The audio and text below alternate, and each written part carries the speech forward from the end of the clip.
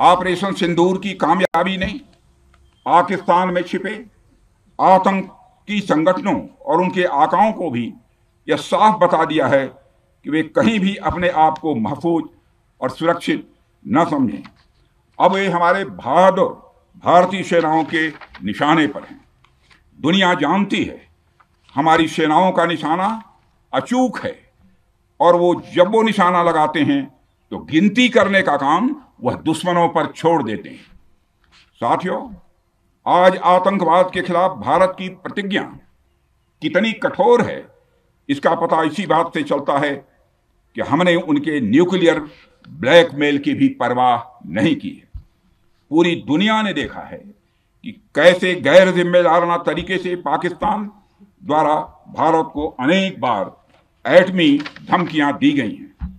आज श्रीनगर की धरती से मैं पूरी दुनिया के सामने यह सवाल उठाना चाहता हूं कि क्या ऐसे गैर जिम्मेदार और रोग नेशन के हाथों में परमाणु हथियार सुरक्षित हैं? मैं दुनिया के सामने यह सवाल खड़ा करना चाहता हूं। मैं मानता हूं कि पाकिस्तान के एटमी हथियारों को IAEA international atomic energy agency की निगरानी में लिया जाना चाहिए। मैं ये कहना चाहूंगा और साफ तौर पर कहना चाहूंगा। साथियों, हमारी सेनाओं हमारी सीमाओं पर अपनी मातृभूमि की रक्षा के लिए जिस तरह से आप सभी बिना रुके बिना थके दिन रात लगे रहते हैं वह अपने आप में अद्भुत है और अद्वितीय भी है। आपकी यही बातें हम सब भारतीयों के लिए मार्गदर्शक का कार्य करती हैं। यही कारण है कि मैं हमेशा आपसे मिलने के लिए उत्साहित रहता हूं ताकि आपके अंदर की ऊर्जा से हम सब भी कुछ प्रेरणा ले सकें। साथियों, आतंकियों ने पहलगाम में धर्म पूछकर हमारे निर्दोष लोगों को मारा। उसके बाद आपने जो जवाब दिया उसे पूरी दुनिया ने देखा है। उन्होंने यह नहीं सोचा कि आम नागरिकों ने उनका क्या बिगाड़ा है, उन्होंने ऐसा क्या किया है कि उन्हें मार दिया जाए। पर मैं यह कहना चाहूंगा, आतंकियों ने भारतीयों को धर्म पूछकर देखकर मारा, धर्म पूछकर मारा, तो हमने आतंकियों को उनका कर्म देखकर मारा है। उन्होंने धर्म देखकर बेगुनाहों की जान ली, यह पाकिस्तान का कर्म था।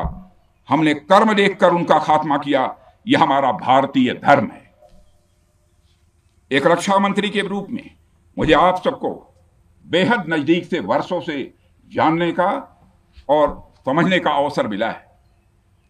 मैं आपके साहस और पराक्रम को तो जानता ही हूं, साथ ही साथ पहलगाम जैसी घटना के प्रति आपके गुस्से को भी मैं अच्छी तरह जानता हूं। साथियों, मुझे पता है कि पहलगाम के बाद आपके अंदर गुस्सा था, पूरे देश के अंदर गुस्सा था। मुझे पता है कैसा महसूस होता है जब धमनियों में बह रहा रक्त बेकाबू होने लगे। और मुझे इस बात की खुशी भी है कि आपने अपने गुस्से को सही दिशा देते हुए बड़ी बहादुरी और सूझबूझ के साथ पहलगाम का बदला लिया है।